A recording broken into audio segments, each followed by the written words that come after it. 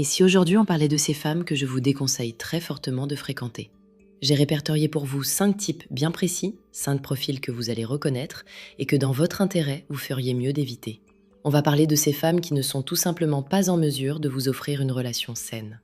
Alors attention, comme toujours, il n'est pas question de dire que toutes ces femmes sont mauvaises ou qu'elles sont malsaines ou qu'elles le font exprès.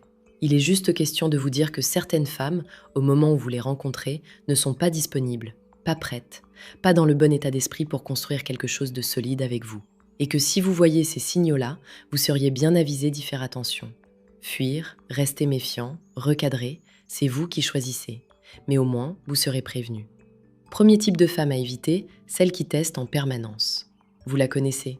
C'est celle qui va vous mettre à l'épreuve sans jamais vous le dire franchement. Elle va vous envoyer un message et attendre de voir combien de temps vous mettez à répondre.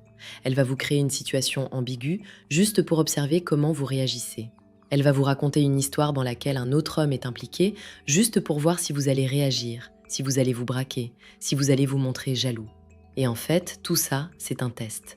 Tout le temps. La première semaine, ça peut passer, ça peut même être amusant.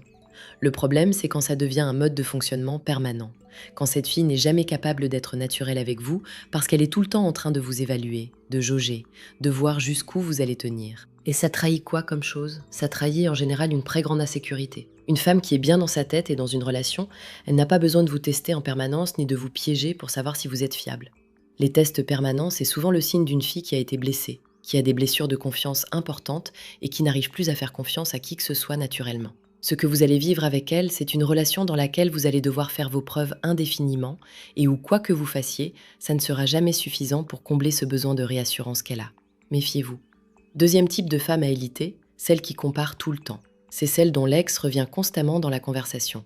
Et encore une fois, attention, parler de son ex, c'est pas automatiquement un problème. On a tous un passé. Le problème, c'est quand l'ex devient un personnage récurrent de votre vie à deux.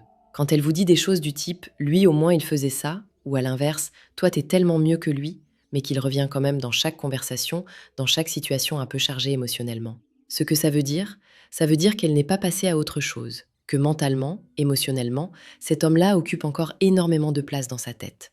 Et vous n'êtes peut-être là que pour remplir un vide. Que ce soit consciemment ou pas de sa part d'ailleurs, c'est pas forcément de la mauvaise foi, c'est juste qu'elle n'est pas guérie, pas libre, pas disponible. Et une relation qui se construit sur les cendres d'une autre qui n'est pas vraiment terminée, ça donne quoi? Ça donne un truc instable, ça donne des comparaisons, des fantômes, et vous, dans tout ça, vous jouez un rôle qui n'est pas vraiment le vôtre. Donc soyez attentifs à ça dès le départ. Troisième type de femme à éviter, celle qui n'a jamais tort. Alors elle est particulièrement difficile à repérer au début, parce qu'elle peut être charmante, posée, agréable. Le problème, il se révèle dès que quelque chose se passe mal. Dès qu'il y a un désaccord, dès que vous essayez de lui signifier que quelque chose ne vous a pas plu dans son comportement, là, vous allez voir quelque chose de très particulier se mettre en place. Elle va retourner la situation. Elle va trouver quelque chose que vous avez fait, quelque chose que vous avez dit, une façon dont vous avez réagi, qui fait que finalement, c'est vous le problème. Elle est très très forte pour ça. Et à chaque fois que vous essayez d'aborder un sujet, vous ressortez de la conversation avec l'impression que c'était de votre faute. Et si vous insistez, si vous maintenez votre position, elle va se victimiser. Elle va vous faire sentir que vous l'attaquez, que vous êtes injuste, que vous exagérez. Ce profil-là, c'est épuisant. Parce que dans une relation, vous avez besoin de pouvoir exprimer quand quelque chose ne va pas. Vous avez besoin de pouvoir dire « ça m'a blessé » ou « ça m'a pas plu » sans que ça se retourne contre vous. Avec elle, ce ne sera jamais possible. Jamais. Et à la longue, vous allez soit vous taire sur tout, soit vous épuiser à essayer de lui faire reconnaître des évidences. Les deux options sont mauvaises. Quatrième type de femme à éviter, celle qui est très présente en face de vous et inexistante à distance. Vous la connaissez peut-être. Quand vous êtes ensemble, c'est parfait.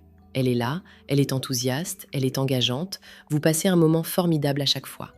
Et puis, vous rentrez chez vous, et là, c'est le silence. Les messages qui arrivent avec un temps de latence ahurissant.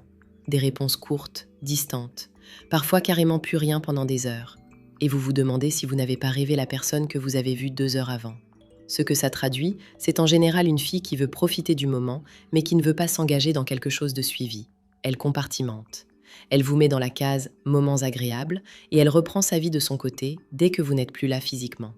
Ce n'est pas forcément de la manipulation, parfois c'est juste qu'elle n'est pas prête pour une vraie relation. Mais si c'est ce que vous cherchez, une vraie relation avec quelqu'un d'investi, vous perdez votre temps. Et ça peut durer longtemps ce genre de truc, parce que les moments que vous passez ensemble sont vraiment bons, alors vous revenez, et puis elle repart, et vous revenez encore. C'est un cycle qui peut vous bouffer beaucoup d'énergie et de temps pour pas grand-chose au final. 5e type de femme à éviter, celle qui pose ses conditions très tôt et qui assume. Alors ça, c'est subtil, et c'est pour ça que je vous demande d'être très attentif, parce que ça se passe souvent lors des premières conversations. C'est la fille qui va vous dire, assez rapidement, quelque chose du type « Je vous préviens, je suis très indépendante » ou « J'ai beaucoup de caractère, les hommes ont du mal avec ça » ou encore « Je suis compliquée, hein, je le sais ». Et elle le dit en assumant pleinement. Elle le dit même avec une certaine fierté. Et la première réaction, c'est de trouver ça rafraîchissant, cette transparence. Le problème, c'est que si vous décortiquez ce qu'elle vous dit en réalité, elle vous dit 2 choses. D'abord, je ne vais pas changer. Et ensuite, je veux savoir si tu vas l'accepter avant d'aller plus loin. Et ça, c'est une forme de dédouanement.